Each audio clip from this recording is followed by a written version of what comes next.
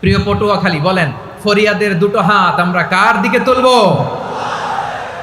এবং খেয়াল রাখতে হবে, মাথার সাথে সেট করে নিতে হবে, আল্লাহ ছাড়া আমাকে উদ্ধার করার কেউ নাই। এই পৃথিবীতে কেউ আপন না।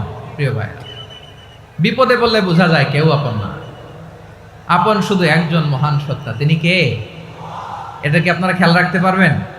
হ্যাঁ, বিপদে আপদে কেউ আমাদের বাঁচাতে পারে না, তরাতে পারে না, মুক্তি দিতে পারে না, উদ্ধার করতে পারে না, একমাত্র আমার প্রভু ছাড়া, আল্লাহ ছাড়া। চিল্লায় বলেন ঠিক কিনা? এবং প্রিয় পটুয়াখালীর ভাইয়েরা, মাথার সাথে এটা সেট করে নিতে হবে যে আমাদের পুরো জীবনটাই পরীক্ষা। পুরো জীবনটাই কি? The life is a test. পুরো জীবনটাই পরীক্ষা। এই জীবনে বিপদ আসবে, আপদ আসবে, পরীক্ষা আসবে, সবার জীবনে এটা থাকে। এক একজনের পরীক্ষা এক এক রকম। আমার পরীক্ষা একরকম, মাসুদ ভাইয়ের পরীক্ষা একরকম, চৌধুরী সাহেবের পরীক্ষা একরকম, আপনার পরীক্ষা একরকম, উনার পরীক্ষা আবার আরেক রকম। পুরো পৃথিবীটাই পরীক্ষা ক্ষেত্র, সবাই পরীক্ষা দিচ্ছি, কিন্তু কারো পরীক্ষা প্রশ্নের সাথে কারোটার মিল নাই। সুবহানাল্লাহ পড়বেন না? পুরোটাই পরীক্ষা ক্ষেত্র, সবাই পরীক্ষার্থী, কিন্তু প্রশ্নপত্র একটার সাথে আরেকটা মিলে না। One doesn't match the other. একজনেরটার সাথে আরেকজনেরটা মিলে না। কাউকে আল্লাহ তাআলা ধনী বানিয়ে পরীক্ষা করেন। কি বানিয়ে? কথা কি বুঝতেছেন নাকি কষ্ট হচ্ছে? কষ্ট হচ্ছে আপনাদের? কাউকে আল্লাহ ধনী বানিয়ে পরীক্ষা করেন, আবার কাউকে আল্লাহ তাআলা গরিব বানিয়ে পরীক্ষা করেন, কাউকে আল্লাহ অসুস্থ বানিয়ে পরীক্ষা করেন। কেউ দেখবেন যে দুরারোগ্য ব্যাধিতে আক্রান্ত, ডাক্তার বলেছে আর সময় নাই, দুরারোগ্য ব্যাধি, ক্যান্সার, যার নেই কোনো অ্যান্সার, তার জন্য পরীক্ষা হচ্ছে এই রোগ। আরেক লোক দেখবেন তার আবার রোগ বালাই নাই, মাশাআল্লাহ, তাকে আল্লাহ তাআলা আর্থিক দৈন্যতা, দারিদ্রতা দিয়ে পরীক্ষা করছেন। এরকম আছে না নাই? টাকা পয়সা নাই, দিন আনে দিন খায়, যা আছে তাতে চলে না, এটা তার জন্য পরীক্ষা। আবার আরেক শ্রেণীর লোক দেখবেন তাকে আল্লাহ অসুস্থতাও দেয় নাই, দারিদ্রতাও দেয় নাই, তার দাম্পত্য জীবনের সমস্যা। আছে না নাই? স্ত্রী কথা শোনে না, অথবা ছেলে মেয়ে কথা শোনে না। তাহলে পরীক্ষা সবার জীবনে আছে, এক একজনের পরীক্ষাটা এক এক রকম। আল্লাহ তাআলা দেখতে চায় যে এই পরীক্ষার সময় আমরা কিরকম রেসপন্স করি। How to deal with the test, কিভাবে এই বিপদ আপদ পরীক্ষাগুলোকে আমরা হ্যান্ডেল করব, ডিল করব, এটা হচ্ছে আজকের আলোচনার বিষয়। বুঝতে পেরেছেন সবাই আমার প্রিয় ভাইয়েরা? তাহলে পরীক্ষাময় আমাদের জীবন, আপদ পরীক্ষা, এটা মানুষের পিছু ছাড়ে না। সবার জীবনে পরীক্ষা আছে। নবীদের জীবনেও পরীক্ষা ছিল। সাহাবারা জিজ্ঞেস করেছেন, ইয়া রাসূলুল্লাহ, আইয়ুন নাসি আশাদ্দু বালাআন ফিদ দুনিয়া, এই দুনিয়ার বুকে কাদের পরীক্ষা সবচেয়ে বেশি? বিশ্বনবী বলেছেন, আল আম্বিয়া। এই পৃথিবীতে সবচেয়ে বেশি পরীক্ষা আল্লাহ তাআলা নিয়ে থাকেন নবীদের। কাদের? নবীদের। সুম্মাল আমসাল ফাল আমসাল, এরপরে নবীদের পরের স্তরে যারা, তাদের পরীক্ষা। এরপরে তাদের পরের স্তরে যারা, তাদের পরীক্ষা। সিদ্দিকিনদের, শুহাদাদের, সলিহিনদের, আল্লাহওয়ালাদের। যার ঈমান যত মজবুত, তার জীবনে পরীক্ষাও তত বেশি। চিল্লায় বলেন ঠিক কিনা? তাহলে মুমিনরা, বিশ্বাসীরা, আমরা কি পরীক্ষা, বিপদ আপদে ভয় পাই? হ্যাঁ, বিপদ দেখলে ভয় লাগে আপনাদের? ভয় লাগে? হ্যাঁ, না, মুমিনরা বিপদে ভয় পায় না, তারা হতাশ হয় না। সুবহানাল্লাহ। তারা নিরাশ হয় না। বিশ্বাসীরা হাল ছেড়ে দেয় না, তারা ভরসা রাখে একজনের উপর। চিল্লায় বলতে হবে তিনি কে? কারণ মুমিন জানে the grief isn't permanent, the test isn't permanent, the struggle in our life isn't permanent. আমাদের জীবনের দুঃখ, কষ্ট, স্ট্রাগল, এগুলো পার্মানেন্ট নয়। after every difficulties there is an ease. সব কষ্টের পরেই একটা সুখ আছে না নাই? রব্বুল আলামিন বলেন, ফা ইন্না মাআল উসরি ইউসরা, ইন্না মাআল উসরি ইউসরা, ভয় পেও না, চিন্তা করো না, কষ্টের সাথেই আমি রেখে দিয়েছি স্বস্তি। সুবহানাল্লাহ বলেন। মুমিন জীবনে বিপদ যত বেশি, কষ্ট যত বেশি, তার সামনে সফলতা তার চেয়েও বেশি। ঠিক কিনা বলেন? কারণ বিশ্বাসীরা জানে রাত্রি যত গভীর হয়, সুবহে সাদিকের সময় তত আগাতে থাকে। গর্ভবতী নারীর পেটের ব্যথা যত বাড়তে থাকে, ঘরে নতুন মেহমান আগমনের সময় ঘনাতে থাকে। মুমিনদের উপর বিপদ, অত্যাচার, আপদ, পরীক্ষা যত বাড়তে থাকে, কালেমার পতাকা উড্ডয়নের সময় কাছে আসতে থাকে। বিশ্বাসীদের এগুলো হিসাব মিলানো অনেক আগে, এগুলো অনেক আগে হিসাব মিলানো। দুঃখের আধার শেষে সুখের আলো মিটি মিটি হাসে, চিল্লায় বলেন ঠিক কিনা? দুঃখ যত বেশি, পরীক্ষা যত বেশি, কষ্ট যত বেশি, সুখের সময় তত কাছাকাছি, চিল্লায় বলতে হবে ঠিক কিনা? এজন্য মুমিন জীবনে পরীক্ষা বেশি, মুমিনদের হতাশা নাই। মুমিনরা নিরাশ হয় না, হতাশ হয় কাফিররা। মুমিনরা কখনো হাল ছেড়ে দেয় না, মুমিনরা ভরসা রাখে একজনের উপর, তিনি কে? তাহলে আমার প্রিয় পটুয়াখালীবাসী, বিপদ থাকবে, পরীক্ষা থাকবে, এই বিপদ থেকে আমাদেরকে উদ্ধার করবেন একজন, তিনি কে? আমরা শুধু আল্লাহর উপরই ভরসা রাখবো। রাজি আছেন তো? চাইবো একজন সত্তার কাছে, আওয়াজ করে বলুন তিনি কে? একজন সত্তার কাছে চাইবে। বিশ্বনবী ওনার চাচাতো ভাই আব্দুল্লাহ ইবনে আব্বাস রাদিয়াল্লাহু তাআলা আনহুকে বললেন, ইয়া আব্দুল্লাহ ইবনে আব্বাস, হে আব্দুল্লাহ ইবনে আব্বাস, ইদা সাআলতা ফাসআলিল্লাহ, যখন চাইবে আল্লাহর কাছে যাও। ও আব্দুল্লাহ, যখন চাইবা আল্লাহর কাছে চাও।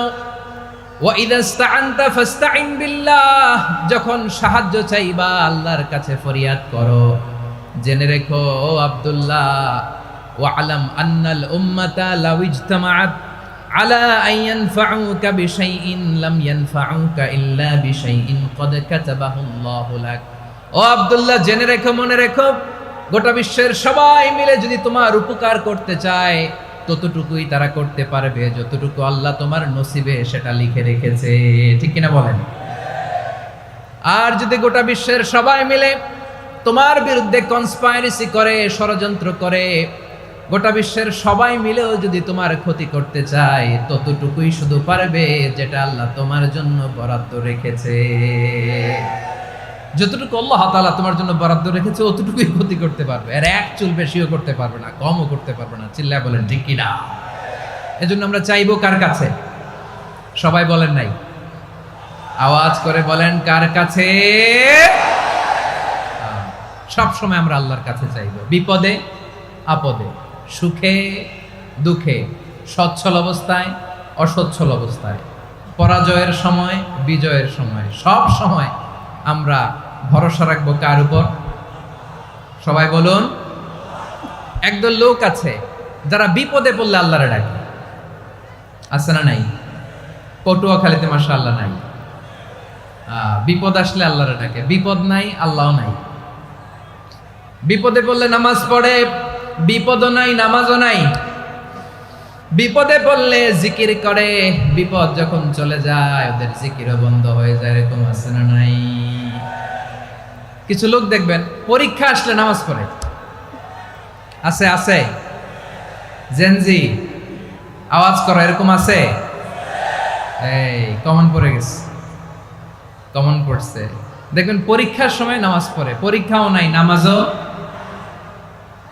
আছে। এরকম কিছু লোক আছে অসুস্থ হলে আল্লাহরে বড্ড ভালোবাসে, আল্লাহরে খুব ডাকে। অসুস্থ হইলে, অসুস্থতাও নাই, আল্লাহ স্মরণও নাই। দেখবেন কিছু লোক নির্বাচন আসলে খুব আল্লাহওয়ালা হয়ে যায়। তখন দেখবেন মাথার মধ্যে হেজাব লাগায়, পাঞ্জাবি লাগায়, আল্লাহওয়ালা হয়ে যায়। নির্বাচনও নাই, এরপরে আল্লাহর কথাও নাই। আছে না নাই? না, এরকম হওয়া যাবে না। সব সময় আমরা আল্লাহরে ডাকবো, বিপদে আপদে সব সময় ভরসা রাখবো আমরা একজনের উপর। আওয়াজ করে বলেন তিনি কে?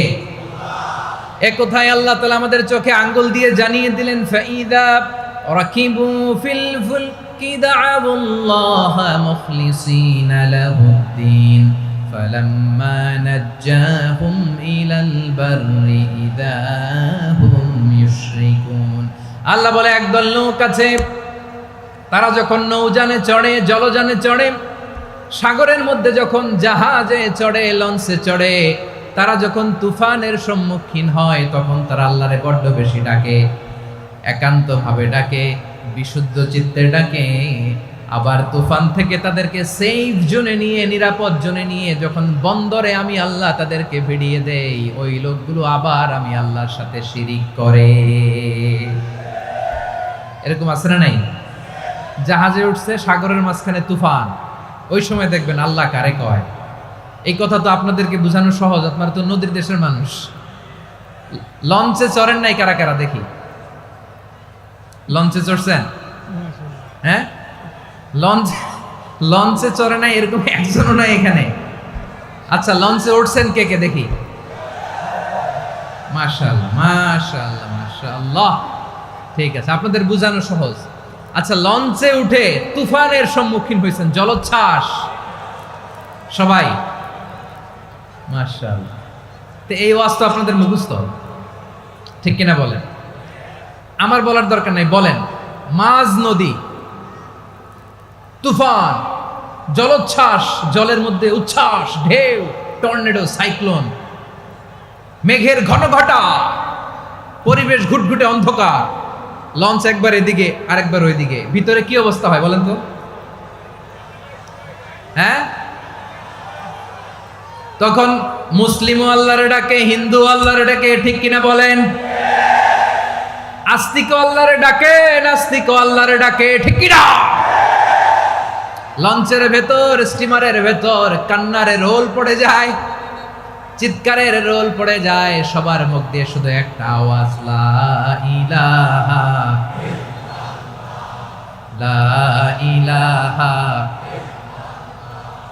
লা ইলাহা সুবহানাল্লাহ আলহামদুলিল্লাহ লা ইলাহা। আল্লাহ নামের জিকির করবে যারা, আল্লাহর কাছে প্রিয় তারা, আল্লাহর কাছে প্রিয় যারা, জান্নাতে প্রবেশ করবে তারা, জোরে লা ইলাহা লা ইলাহা ইল্লাল্লাহ লা ইলাহা ইল্লাল্লাহ মুহাম্মাদুর রাসূলুল্লাহ সাল্লাল্লাহু আলাইহি ওয়াসাল্লাম। আমার প্রিয় পটুয়াখালীবাসী, তাহলে লঞ্চের ভেতরে যখন আমরা তুফানের মধ্যে পড়ি, তখন সবাই মিলে আমরা একটা নামের জিকির করি। নামটা কার? মুসলমানেরাও ডাকে, হিন্দুরাও ডাকে, আস্তিকও ডাকে, নাস্তিকও ডাকে, সবাই ডাকে একজনকে। তিনি কে?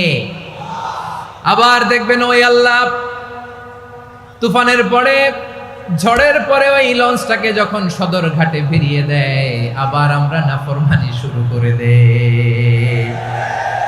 সে কোথায় আল্লাহ বললেন, ফাইদা রাকিবু ফিল ফুলকি দা'আউল্লাহ মুখলিসিনা লাহুদ্দিন ফালাম্মা নাজ্জাহুম ইলাল বাররি ইযা হুম ইউশরিকুন। সাগরে যখন তুফানে পড়ে আমি আল্লাহর ডাকে, আবার আমি আল্লাহ যখন বাঁচিয়ে দেই, আবার আমি আল্লাহর সাথে শিরিক শুরু করে। আমরা কি এরকম হতে চাই নাকি? এরকম করবেন? হ্যাঁ না, আমরা তুফানে পড়লেও আল্লাহরে ডাকি, আবার বাঁচায় দেওয়ার পরেও ডাকি কারে? আল্লাহকেই ডাকি। বিমানের মধ্যে মাঝে মাঝে দেখবেন যে এয়ার টার্বুলেন্স হয়, জানেন? এয়ার টার্বুলেন্স জানেন তো? মাঝে মাঝে বিমানটা বাউন্সিং করে, বাম্পি, ভেরি বাম্পি ওয়েদার। শোনেন নাই? 40,000 ফিট উপরে যখন থাকে, তখন পাইলট মাঝে মাঝে বলে, dear passengers, ladies and gentleman, right now we are flying 40,000 feet above the ground and we are passing very air turbulence, very heavy air turbulence right now. Please fasten your seat belt. দেখবেন মাঝে মাঝে বলে যে, ভদ্র মহিলা, ভদ্র মহোদয়গণ, আমরা 40,000 ফিট উপর দিয়ে যাচ্ছি আর এয়ার টার্বুলেন্স ফেস করছি, মেহেরবানি করে আল্লাহর হস্তে সিট বেল্ট বাঁধুন। তখন বিমানটা এরকম বাউন্সিং করে, শেকিং করে। আপনারা মুখোমুখি হয়েছেন? ইদানিং এই এয়ার টার্বুলেন্স বেড়ে গিয়েছে। গত বছর আমার ইন্টারন্যাশনাল অনেকগুলো ফ্লাইট ছিল, তো আমি দেখলাম যে আগের ফ্লাইটগুলোর তুলনায় এখন এয়ার টার্বুলেন্স খুব বেশি। আমি একটু রিসার্চ করে দেখলাম, ক্লাইমেট চেঞ্জের কারণে, জলবায়ু পরিবর্তনের কারণে আকাশের বাতাসের মুভমেন্টে পরিবর্তন হয়েছে, ফলে এখন বিমান শেকিং করে বেশি, বাউন্সিং, বাম্পি ওয়েদার। তো বলেন তো, 40,000 ফিট উপরে যখন আপনি, কয় হাজার ফিট? সবাই বলুন, কয় হাজার ফিট? 40,000 ফিট উপরে যখন আপনি, তখন যখন বিমানটা এরকম বাউন্সিং করে, সবাই যখন ভমিটিং করে বিমান নষ্ট করে দেয়, বমি করে, তখন বাঁচানোর কে আছে আল্লাহ ছাড়া? কেউ আছে? ওই মুহূর্তেও সবাই মিলে একজনের ডাকে আওয়াজ করে বলেন তিনি কে? মাঝে মাঝে কিছু সোশ্যাল মিডিয়ায় কিছু ভিডিও পাওয়া যায় যে হেভি যখন এয়ার টার্বুলেন্স হয় 10 সেকেন্ড 15 সেকেন্ডের কিছু ভিডিও পাওয়া যায়, বিমানটা এরকম বাউন্সিং করছে, বাম্পি ওয়েদার, কাঁপছে, মানুষগুলো বমি করছে, অক্সিজেন মাসগুলো সব ঝুলে পড়েছে, বিমানটা শুধু কাঁপছে। তখন দেখবেন বিমানের ভেতরেও এরকম লঞ্চের মতো চিৎকার আছে না নাই? বিমানের ভেতরেও তখন চিৎকার। গত বছর হিথ্রো এয়ারপোর্ট থেকে সিঙ্গাপুর এয়ারলাইন্সের একটা ফ্লাইট হিথ্রো টু চাঙ্গি একটা ফ্লাইটে এমন বেশি এয়ার টার্বুলেন্সের শিকার হয়েছিল ওই এয়ারক্রাফটটা, 33 জন যাত্রী সেখানে আহত হয়েছে, একজন যাত্রী নিহত হয়েছে। কেবিন ক্রুজ এয়ার হোস্টেস যারা আছে, একজনের নাক ফেটে, চোখ ফেটে, কপাল ফেটে, ব্লিডিং হয়ে শয়লা। প্রিয় ভাইয়েরা, ওই 40,000 ফিট উপরে বিমানটা যখন কাঁপবে তখন আমাদেরকে আল্লাহ ছাড়া আর কেউ বাঁচানোর আছে? এত আসতে বললে হবে? ওই কঠিন মুহূর্তে আমার বাবা আমারে বাঁচাতে পারে, আমার বন্ধু আমারে বাঁচাতে পারে। এই গ্রাউন্ডে, জমিনের বুকে আমার প্রোটোকল, আমার ক্ষমতা, আমার দাম্ভিকতা কোনো কিছু আমারে বাঁচাতে পারে? একজন ছাড়া, চিল্লায় বলতে হবে তিনি কে? সে আল্লাহ বললেন, গোলাম আমি বিপদের সময় ঠিকই তোমাদের বাঁচিয়ে দেই। ওই বিমানের ভেতরে 40,000 ফিট উপরে যখন তোমরা এয়ার টার্বুলেন্সের শিকার হও, তখন নাস্তিকও আল্লাহরে ডাকে, হিন্দু আল্লাহরে ডাকে, জোরে বলেন ঠিক কিনা? আবার বিমানটা যখন শান্ত হয়ে যায়, একটু পরেই বিমানের স্ক্রিনের মধ্যে হিন্দি সিনেমা খোঁজে। বিমানের স্ক্রিনে কিন্তু বিশাল ওখানে আফলাম ফিল্মের একেবারে বোঝাই করা। বিমানটা শান্ত হইলে আবার হিন্দি সিনেমা দেখা শুরু করে। একটু আগে ডাকছিল কারে? দেখবেন বাংলাদেশে আমাদের ক্রিকেটাররা যখন অন্য কোনো দেশের সাথে খেলে, অনেক সময় এমন হয় বল বাকি একটা, রান দরকার 6টা। বল বাকি কয়টা? পটুয়াখালী বুঝে নাই বোধহয়। বল বাকি কয়টা? রান দরকার। আপনি দেখবেন ক্যামেরাম্যান তখন গ্যালারিতে খালি দেখায় দর্শকদের যে কি অস্থিরতা। হিপ হপ স্টাইলের মেয়েটা, যে মেয়েটার ওড়না এতক্ষণ ছিল গলায়, এতক্ষণ কইছিল, ওই মেয়েটা দেখবেন ওড়নাটা টেনে মাথায় দিয়ে এরকম মুনাজাত ধরতেছে, আল্লাহ আল্লাহ, একটা সক্কা, আল্লাহ আল্লাহ, আমার লাল সবুজের পতাকারে তুমি অপমানিত কইরো না আল্লাহ, ইন্ডিয়ার সাথে আমাদের খেলা আল্লাহ আল্লাহ, একটা সক্কা, একটা। পুরো খেলা জুড়ে এই মেয়ের ওড়না ছিল গলায়, কিন্তু যখন 1 বলে 6 রান দরকার, ওড়না চলে আসছে কোথায়? মাথায়। আবার মুনাজাত আছে না নাই? ঠিকই বাংলাদেশের দামাল ছেলে এমন এক শট মারলো, বল চলে গেল স্টেডিয়ামের বাইরে, ছক্কা, জিতে গেলাম আমরা। পুরো স্টেডিয়াম জুড়ে চিৎকার, হই হুল্লোড়, মৌজ মাস্তি। যেই মেয়েটা মাথার মধ্যে ওড়না দিয়ে এতক্ষণ সুবহানাল্লাহ সুবহানাল্লাহ বলে আল্লাহর কাছে দোয়া করেছে, ওই মেয়ে এখন আবার ওড়না ফেলে দিয়ে নাচা শুরু করে দিয়েছে। তাহলে আল্লাহর ভয়, আল্লাহর প্রতি আস্থা, বিশ্বাস, ভালোবাসা, এটা কি ক্ষণিকের জন্য? মানে আমার যখন লাগবে তখন আল্লাহর ইউজ করবো নাকি? হ্যাঁ, বিপদে আপদে, সুখের সময় দুঃখের সময়, সচ্ছল অসচ্ছল অবস্থায় বিশ্বাসীরা ভরসা রাখে একজনের উপর। চিৎকার করে বলো পটুয়াখালী তিনি কে?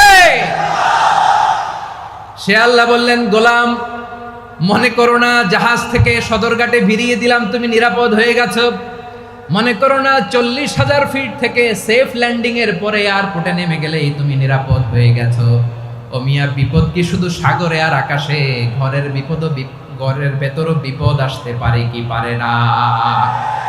এজন্য সূরা মুলক আল্লাহ বললেন, আমিনতুম মান ফিস সামাই আন ইয়াখসিফা বিকুমুল আরদা ফাইযা হিয়া তামুর।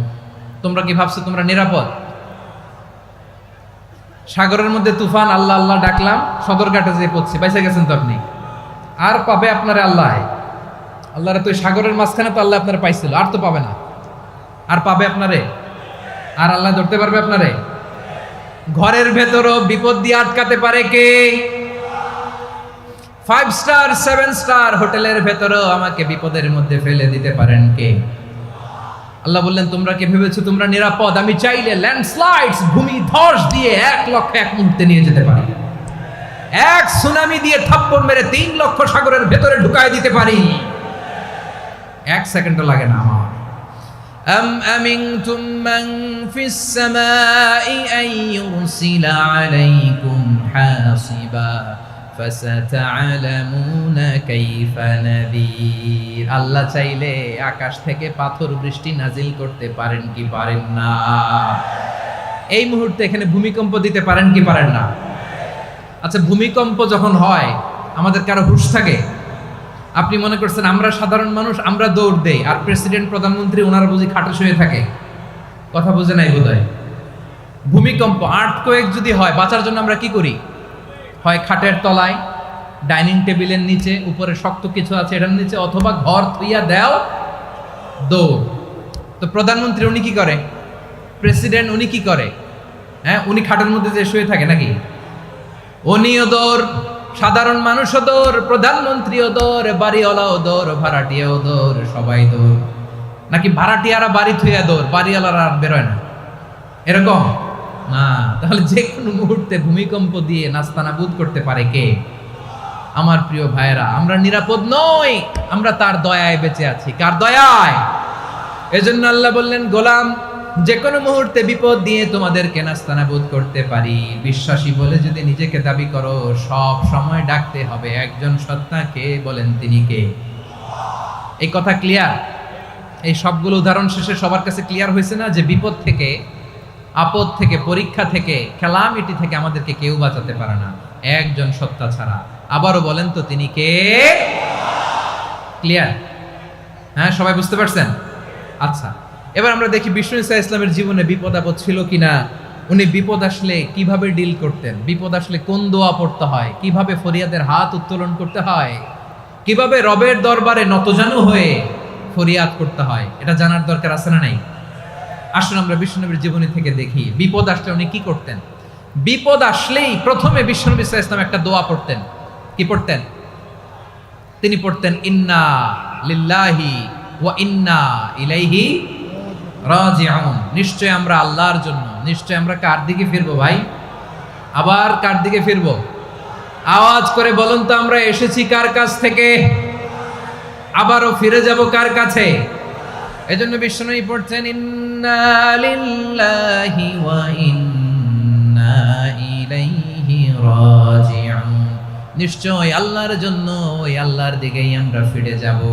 তারপরে বিষ্ণুই পড়তেন, আল্লাহুম্মা আজুরনি ফি মুসিবাতি ওয়াখলুফ লি খায়রাম মিনহা। একসাথে প্রথমে পড়তেন ইন্না লিল্লাহি ওয়া ইন্না ইলাইহি রাজিউন, তারপর পরই পড়তেন আল্লাহুম্মা আজুরনি ফি মুসিবাতি ওয়াখলুফ লি খায়রাম মিনহা। মানে আল্লাহ, এই যে আমি বিপদে ধৈর্য ধারণ করলাম, এটার সব তুমি আমার দাও, আর যেটা হারালাম এর চেয়ে ভালো কিছু দিয়ে মেকআপ করে দিও, ভালো কিছু দিয়ে বদল করে দিও। সুবহানাল্লাহ পড়েন। তাহলে বিপদ আসলে আমরা কি পড়ব? কথা বলেন। এই যে আমি শুয়েছিলাম, নাশিদ গাচ্ছিল ওরা, এদেশে পরস্পরে দেখা হলে দেয় সালাম, এদেশে আমজনতার হৃদয় জুড়ে পাকালাম, এদেশে বিপদ এলে সর্বজনে সর্বক্ষণে দোয়া পড়ে ইন্না লিল্লাহ। কি পড়ে? সুবহানাল্লাহ সুবহানাল্লাহ সুবহানাল্লাহ সুবহানাল্লাহ। এদেশে আজান শুনে সূর্য ওঠে শহর গ্রামে, এদেশে আজান শুনে সূর্য ডুবে সন্ধ্যা নামে, এদেশে সকল কাজে সবাই বলে বিসমিল্লাহ, এদেশে ভালো কিছু দেখে শুনে হাসি মুখে সবাই বলে মাশাআল্লাহ। সুবহানাল্লাহ পড়েন। তাহলে বিপদ এলে আমরা কি পড়ি? কথা বুঝলে সবাই উত্তর দিতে হবে। বিপদ এলে কি পড়ি? তাহলে বিপদ এলেই আমরা এখন থেকে ইন্না লিল্লাহ পড়বো, নাকি হাই হুতাশ করবেন? একদল আছে হাই হুতাশ করে, হায় আল্লাহ রে, মোর কি হইল রে, মই কি হরমু রে, মই কমবে জামু রে। আছে না নাই? এরকম বিলাপ করতে নিষেধ করেছেন বিশ্বনবী। কি করব, কই যাব, কি হবে, হায় হায়, এরকম হাহুতাশ আছে না নাই? বিশ্বাসীরা হাহুতাশ করে না, তারা ইন্না লিল্লাহ পড়ে। কি পড়ে? মনে থাকবে? আমরা পড়বো ইন্না লিল্লাহি ওয়া ইন্না ইলাইহি রাজিউন। নিশ্চয়ই আমরা আল্লাহর জন্য, আমরা আল্লাহর দিকেই ফিরে যাব। এরপর পড়বো আল্লাহুম্মা আজুরনি ফি মুসিবাতি ওয়াখলুফ লি খায়রাম মিনহা। আল্লাহ, আমি যে বিপদে ধৈর্য ধারণ করলাম এটার সওয়াব দিও, আর যা হারালাম তার চেয়ে ভালো কিছু দিয়ে বদল করে দিও। সুবহানাল্লাহ পড়েন। বিশ্বনবীর হাদিস শুনলেন উম্মে সালামা রাদিয়াল্লাহু তাআলা আনহা। ওনার স্বামী হলো আবু সালামা। মজার ঘটনা খেয়াল করে শুনেন আমার প্রিয় কলিজার টুকরা ভাইয়েরা। কানগুলো খরগোশের কানের মতো খাড়া করে আমার দিকে তাকান। সাইয়্যিদাতুনা উম্মে সালামা রাদিয়াল্লাহু তাআলা আনহা, ওনার স্বামীর নাম আবু সালামা। শ্রেষ্ঠ দম্পতি, শ্রেষ্ঠ ফ্যামিলি। প্রথমে হিজরত করেছিলেন হাবাসায়, পরে হিজরত করেছেন মদিনায়। উহুদ যুদ্ধের পরে ওনার স্বামী আবু সালামা ইন্তেকাল করলো, শহীদ হলো। সুবহানাল্লাহ পড়েন। যখন আবু সালামা ইন্তেকাল করলো, উম্মে সালামা রাদিয়াল্লাহু তাআলা আনহা কেঁদে কেঁদে হয়রান। আর নবীর শিখানো বাণী অনুযায়ী তিনি বারবার পড়ছিলেন ইন্না লিল্লাহ। কি পড়ছিলেন? মুই কই যামু, কি হরমু, এগুলো বলে নেই। কি বলছে? ইন্না লিল্লাহ। যেহেতু বিশ্বনবী বলেছেন কেউ যদি বিপদের প্রথম ধাক্কায় পড়ে ইন্না লিল্লাহি ওয়া ইন্না ইলাইহি রাজিউন, আল্লাহুম্মা আজুরনি ফি মুসিবাতি ওয়াখলুফ লি খায়রাম মিনহা, তাহলে এই বিপদে যে সে যা হারালো তার চেয়ে শ্রেষ্ঠ কিছু দিয়ে আল্লাহ তার বদল দিয়ে দিবে। এই হাদিস শুনে উম্মে সালামা রাদিয়াল্লাহু তাআলা আনহা ওনার প্রাণ প্রিয় স্বামী আবু সালামার ইন্তেকালের পরে চোখের পানি ছাড়ে আর পড়ে ইন্না লিল্লাহি ওয়া ইন্না ইলাইহি রাজিউন, আল্লাহুম্মা আজুরনি ফি মুসিবাতি ওয়াখলুফ লি খায়রাম মিনহা। বারবার এই দোয়া পড়ে চোখের পানি ছাড়ে, এই দোয়া পড়ে চোখের পানি ছাড়ে, আর মনে মনে বলে আবু সালামার মতো ভালো মানুষ মদিনাতে নাই, আবু সালামার চেয়েও ভালো মানুষ মদিনাতে নাই, তার চেয়ে ভালো মানুষ কি করে আল্লাহ তাআলা আমারে দিবে, তার চেয়ে ভালো মানুষ তো আমি মদিনাতে দেখি না। চোখের পানি দিয়ে বুক ভাসায় আর নবীর হাদিসের উপর আমল করে পড়ে ইন্না লিল্লাহি ওয়া ইন্না ইলাইহি রাজিউন, ইন্না লিল্লাহি ওয়া ইন্না ইলাইহি রাজিউন। পড়তে পড়তে চোখের পানি ছাড়ে আর চিন্তা করে বিশ্বনবী বললেন এই দোয়া পড়লে যেটা হারালাম তার চেয়ে ভালো কিছু দিয়ে আল্লাহ পুরস্কার দেয়। আবু সালামার চেয়ে ভালো মানুষ মদিনার মধ্যে আর কে হতে পারে? কি আজীব তামাশা, কি অবাক করা ঘটনা। কিছুদিন পরে দেখা গেল সাইয়্যিদুল মুরসালিন রাহমাতাল লিল আলামিন স্বয়ং বিশ্ব নবী উম্মে সালামাকে বিয়ের প্রস্তাব পাঠিয়েছে। স্বয়ং বিশ্ব নবী উম্মে সালামা রাদিয়াল্লাহু তাআলা আনহাকে বিয়ের প্রস্তাব পাঠিয়েছেন। উনি রাজি হয়ে গেলেন, বিয়ে হয়ে গেল, উনি হয়ে গেলেন উম্মুল মুমিনিন, আমাদের মা, পুরো মুসলিম উম্মার মা। চিৎকার করে বলেন আল্লাহু আকবার। তাহলে আমার প্রাণপ্রিয় ভাইয়েরা, বিপদে পড়লে আমরা পড়ব ইন্না লিল্লাহি ওয়া ইন্না ইলাইহি রাজিউন, আল্লাহুম্মা আজুরনি ফি মুসিবাতি ওয়াখলুফ লি খায়রাম মিনহা। পড়বেন? পড়বেন না? যারা যারা বিপদ আসলে এই দোয়াটা পড়বেন এখন থেকে আওয়াজ করে ইনশাআল্লাহ বলেন। যা হারাইছেন তার চেয়ে শ্রেষ্ঠ জিনিস দিয়ে বদলা দিবে কে? বিশ্বাস হয়? একটু সন্দেহ লাগে মনে হয়, একটু সন্দেহ আছে? যাদের বিশ্বাস হবে তাদের কি আল্লাহ উত্তম বদলা দিবে, ঠিক কিনা বলেন? তাহলে বিপদে পড়লেই প্রথমে আমরা এটা পড়ব। দোয়াগুলো যদি এখন মুখস্থ না হয়, এই যে রেকর্ডিং হচ্ছে, পেয়ে যাবেন, কালকেই পেয়ে যাবেন। শুনে শুনে মুখস্থ করবেন। আমার মায়েরা, আমার বোনেরা, আপনাদের জন্য 3টি মাঠের অ্যারেঞ্জমেন্ট করা হয়েছে, আমি জানি। আপনারাও এই দোয়াগুলো পড়বেন, আপনার স্বামীকে শেখাবেন, সন্তানকে শেখাবেন, আপনার পুরো পরিবারটাকে জান্নাতের টুকরো বানিয়ে দিবে কে? তাহলে বিপদ আসলে প্রথমে কি পড়তে হবে এটা জেনে গেলাম। এরপরে বিপদ আসলে নিজেকে কি করে আল্লাহর কাছে সঁপে দিতে হয় এটাও জানার দরকার আছে না নাই? বিপদে প্রথমে ইন্নালিল্লাহ পড়লাম, ধৈর্য ধারণ করলাম, বিপদ থেকে উদ্ধারের সর্বোচ্চ চেষ্টা করলাম। আমার কাজ যখন শেষ তখন আমি আমার এই বিষয়টা আল্লাহর কাছে সঁপে দিব। কার কাছে সুপর্দ করব? কার কাছে? বিপদে বললে কেমন করে নিজেকে আল্লাহর কাছে সঁপে দিতে হয় আসুন সাইয়েদনা ইব্রাহিম আলাইহিস সালামের জীবনী থেকে জানি। আল্লাহর খলিল ইব্রাহিম আলাইহিস সালাম আমাদের মতো সমাজ ব্যবস্থা পায় নাই।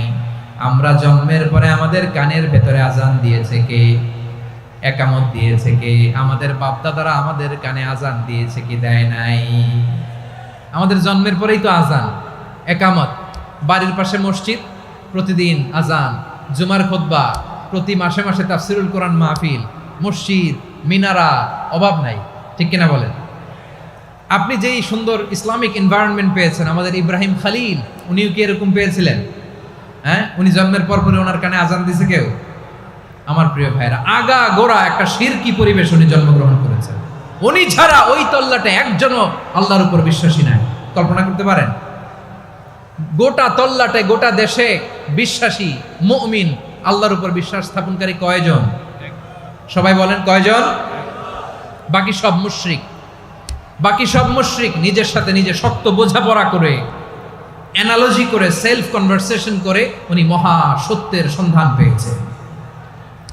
উনি আকাশের তারা দেখে ভাবে মনে হয় এটাই আমার খোদা, পরে দেখে তারা নাই, মনে মনে বলে না তাইলে এটা না। আবার চাঁদ দেখে বলে চাঁদটা বড় মায়া লাগে, মনে হয় এটাই আমার রব, পরে দেখে চাঁদও নাই, কয় না এটা না। এরপরে দ্বিপ্রহরের জলজলে সূর্যটা খা খা করে গোটা পৃথিবীটারে রৌদ্র দিয়ে তাতিয়ে রাখে। তিনি ভাবলেন মনে হয় এটাই আমার রব, কারণ এটাই তো সবচেয়ে বড়। কিন্তু বিকেল বেলা ওই সূর্যটাও যখন চলে যায়, সাইয়েদনা ইব্রাহিম বলে না এটাও তো নাই, আমার খোদা যদি আমারে ছেড়ে চলে যায়, বিপদে পড়লে আমারে উদ্ধার করবে কে? এভাবে নিজের সাথে অ্যানালজি, সেলফ কনভারসেশন করতে করতে করতে তিনি মহা সত্যের সন্ধান পেয়েছেন। সুবহানাল্লাহ পড়েন। সব শেষে তিনি ডিসিশন, নিশ্চয় আমি এমন সত্তার দিকে মনোনিবেশ করলাম, মুখাপেক্ষী হলাম, যিনি আকাশ বানিয়েছেন, জমিন বানিয়েছেন, আমি মুশরিক নই। সুবহানাল্লাহ। পারতেন, আপনি পারতেন? কেউ নাই, লক্ষ লক্ষ মুশরিক, আপনি একা। ওনার মতো এরকম বিচক্ষণতা দিয়ে আল্লাহরে খুঁজে পাইতে পারতেন আপনি? কি নবী ছিল, আল্লাহকে খুঁজে পেয়েছে। যখন আল্লাহর ইবাদত শুরু করলো, এই কথা ছড়ায় পড়লো চারদিকে। নমরুদ সাইয়েদনা ইব্রাহিমকে ডেকে পাঠালেন। নমরুদ বলে, ইব্রাহিম তুমি নাকি মূর্তির পূজা না করে কোন নতুন রবের ইবাদত করো, কে তোমার রব?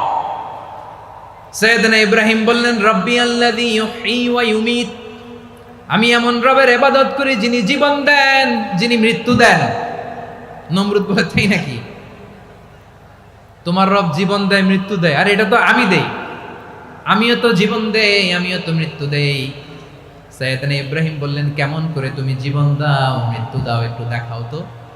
নমরুদ জেলখানা থেকে দুজন কয়েদিকে ডেকে আনলো, কয়েদি এনে অর্ডার করলো, একটাকে এখনই শিরোচ্ছেদ, হেড অফ, ডেথ পেনাল্টি, মৃত্যুদণ্ড দেয়া হলো, ফিনকি দিয়ে রক্ত বেরোলো। নমরুদ বলে, দেখো দুজনকে ধরে আনলাম, একজন কয়েদিকে দিলাম ডেথ পেনাল্টি, মৃত্যুদণ্ড, ওরে মৃত্যু দিলাম। আরেকজন যে দাঁড়িয়ে আছে, চাইলে ওরেও আমি মৃত্যুদণ্ড দিতে পারি, কিন্তু না, ওরে আমি দিব না, ওরে আমি বাঁচাইয়া দিলাম, ছেড়ে দিলাম, মানে জীবন দিলাম। দেখো ইব্রাহিম, তোমার চোখের সামনে একজনরে মৃত্যু দিলাম, আরেকজনরে জীবন দিলাম। আপাত দৃষ্টিতে তাই তো, একজনরে তো জীবন দিল, আরেকজনরে মৃত্যু দিল। সাইয়েদনা ইব্রাহিম এবার বিপাকে পড়ে গেলেন। কিন্তু এক একজন নবীকে আল্লাহ এমন উইজডম বিচক্ষণতা দিয়ে এই জমিনে পাঠিয়েছেন, মুহূর্তের মধ্যে আল্লাহর খলিল ইব্রাহিম বললেন, ফাইন্নাল্লাহা ইয়াতি বিশ-শামসি মিনাল মাশরিকি ফাতি বিহা মিনাল মাগরিব ফাবুহিতাল্লাযী কাফার। আল্লাহর খলিল ইব্রাহিম বললেন, নমরুদ বুঝলাম তুমি জীবন দাও মৃত্যু দাও দেখলাম, কিন্তু আমার রব, আমার আল্লাহ প্রতিদিন সকালবেলা উষা লগ্নে ওই পূর্ব দিগন্ত থেকে সূর্যটাকে উদিত করেন, সাঁঝের বেলা, বিকেল বেলা, কুধুরি লগ্নে, সন্ধ্যা বেলা ওই দ্বিপ্রহরের জল জলে সূর্যটাকে পশ্চিম দিগন্তে ডুবিয়ে দেন। মানে সকালবেলা পূর্ব দিক থেকে উদিত করা সূর্যটাকে পশ্চিম দিকে বিকেলে তিনি ডুবিয়ে দেন। তুমি যদি পারো ওই সূর্যটাকে পশ্চিম দিক থেকে উদিত করে পূর্ব দিকে ডুবিয়ে দাও। সুবহানাল্লাহ পড়বেন না? দেখেন, ইনস্ট্যান্ট ইন্টেলেক্ট, মুহূর্তে বিচক্ষণতা, উইজডম কাকে বলে? নমরুদ পারবে? নমরুদের বাপ পারবে? ওর দাদা, ওর 14 গোষ্ঠী, গোটা বিশ্বের সব ক্ষমতাধর রাষ্ট্রনায়করা একসাথে হলে পারবে? ফাবুহিতাল্লাযী কাফার পারে নাই, ব্যর্থ হয়েছে। এবার তেলে বেগুনে জ্বলে উঠেছে, রেগে মেগে আগুন বলে, ফালকুহু ফিল জাহিম, ওর সাথে তর্ক নাই, না পেরে এবার এটারে আগুনে ফেলা। বিশাল বিশাল গাছ কেটে লাকড়ি এনে আগুনের কুণ্ডলি বানানো হলো, দাও দাও দাও দাও করে আগুন জ্বলে। আল্লাহর খলিল ইব্রাহিমকে আগুনে নিক্ষেপ করা হবে। আল্লাহর খলিল সাইয়েদনা ইব্রাহিমের হাতের মধ্যে রশি দিয়ে টাইট করে বাঁধা হলো, পায়ের মধ্যেও টাইট করে রশি দিয়ে বাঁধা হলো। আল্লাহর খলিল ইব্রাহিমকে আগুনের কুণ্ডুলির মধ্যে ফেলা হবে। ও মিয়া, আপনি যে বিপদের কারণে ভয় পান, হতাশ হন, এটা কোনো বিপদ ওনার বিপদের সামনে? পটুয়াখালী আওয়াজ করে বলুন, সাইয়েদনা খলিল ইব্রাহিমের বিপদের সামনে আমাদের বিপদগুলো কোনো বিপদ? এটা কোনো বিপদই না, এটা কোনো বিপদই না। হাত পা বেঁধে টাইট করে নিক্ষেপ করা হবে, সিম্পলি ফেলা যাবে না, কারণ দাও দাও করে দ্য ব্লেজিং ফায়ার, এমন আগুনের কুণ্ডুলি কাছে যাওয়া যায় না, আগুনের উত্তাপে নিক্ষেপ করা হবে। হাতে রশি বেঁধে পায়ে রশি বেঁধে আল্লাহর খলিল ইব্রাহিম আলাইহিস সালামকে আগুনের মধ্যে নিক্ষেপ করা হবে। আহা, এটার বলে অগ্নি পরীক্ষা। উনি অগ্নি পরীক্ষার সম্মুখীন হয়েছিলেন, এজন্য কঠিন পরীক্ষাকে আমরা অগ্নি পরীক্ষার সাথে তুলনা করি, ঠিক কিনা? সাইয়েদনা জিবরাইল এসে বললেন, ও আল্লাহর খলিল, ওরা তো আপনার হাতও বেঁধে ফেললো, পাও বেঁধে ফেললো, নড়াচড়ার সুযোগ নাই, বলেন আমি জিবরিল ফেরেশতা আপনার জন্য কি করতে পারি? আল্লাহর খলিল ইব্রাহিম বলেন, ও জিবরাইল, তোমার কাছে আমার কোনো চাওয়া পাওয়া নাই। সুবহানাল্লাহ বলেন। তোমার কাছে বলার কিছু নাই, তোমার সাহায্যের আমার দরকার নাই। সাইয়েদনা ইব্রাহিম আলাইহিস সালামকে হাতে পায়ে রশি বেঁধে হাত পা বাঁধা অবস্থায় জ্বলন্ত অগ্নিকুণ্ডে যখন নমরুদের দলবল নিক্ষেপ করবে, আল্লাহর খলিল কিভাবে নিজেকে আল্লাহর কাছে সঁপে দিয়েছেন, পটুয়াখালীর ভাইরা খেয়াল করে শুনুন। হাত পা বেঁধে আল্লাহর খলিলকে যখন নিক্ষেপ করা হবে, তিনি মুখ ফুটে বলে ফেললেন, হাসবুনাল্লাহু ওয়া নি'মাল ওয়াকিল। হাসবুনাল্লাহু ওয়া নি'মাল ওয়াকিল, আমার জন্য আল্লাহই যথেষ্ট, আমার জন্য আল্লাহই যথেষ্ট। তিনি আমার সবচেয়ে বড় গার্ডিয়ান, তিনি আমার সবচেয়ে বড় অভিভাবক। জিব্রাইলের সাহায্যে অফারকে ফিরিয়ে দিলেন, দুনিয়ার বুকে কারো কাছে কিছু বলেন নাই, মুখ ফুটে বলেছেন হাসবুনাল্লাহ। ও আমার পটুয়াখালীর প্রাণের ভাইয়েরা, খেয়াল রাখবেন, কোন বান্দা তার হাতে থাকা সব চেষ্টাটুকুন করার পরে মুখ ফসকে মুখ দিয়ে যখন বলে ফেলে হাসবুনাল্লাহ, বান্দা যখন হাসবুনাল্লাহ বলে ফেলে, ওই ব্যাপারটা ডিল করার দায়িত্ব স্বয়ং আল্লাহ আরশের উপর থেকে নিয়ে নেয়। আপনি যখন বলে ফেলবেন হাসবুনাল্লাহ, এটা ডিলিং করবে কে তখন? চিল্লায় বলেন না, তিনি কে? বান্দা তার সাধ্যের সবটুকু চেষ্টার পরে নতজানু হয়ে যখন বলবে হাসবুনাল্লাহ, আল্লাহ তুমি আমার জন্য যথেষ্ট, নি'মাল ওয়াকিল, তুমি আমার শ্রেষ্ঠ অভিভাবক, তখন তার কি দরকার না দরকার এটা ডিল করে স্বয়ং আল্লাহ। নিক্ষেপ করা হলো সাইয়েদনা ইব্রাহিমকে অগ্নিকুণ্ডলিতে। হাজার হাজার মানুষ এই দৃশ্য দেখার জন্য জড়ো হয়েছে এরকম বিশাল ময়দানে। কিন্তু কি অবাক করা ঘটনা, সবাই ভয় পাচ্ছিল, না জানে কি হয়ে যায়। আল্লাহর খলিলকে যখন আগুনের কুণ্ডলিতে নিক্ষেপ করা হয়, আল্লাহর খলিল ইব্রাহিম আগুনের কুণ্ডুলির মধ্যে বসে বসে মানুষগুলোর দিকে তাকিয়ে হাসতে শুরু করে দেয়।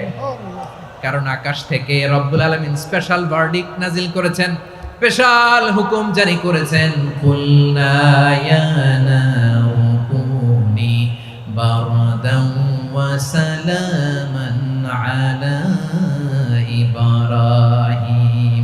ও আগুন, খবরদার, সৃষ্টির শুরু থেকে তোকে একটা ধর্ম আমি বাতলে দিয়েছিলাম, তোর ধর্ম, আগুনের ধর্ম হলো যা পাবে জ্বালিয়ে ছারখার করবে।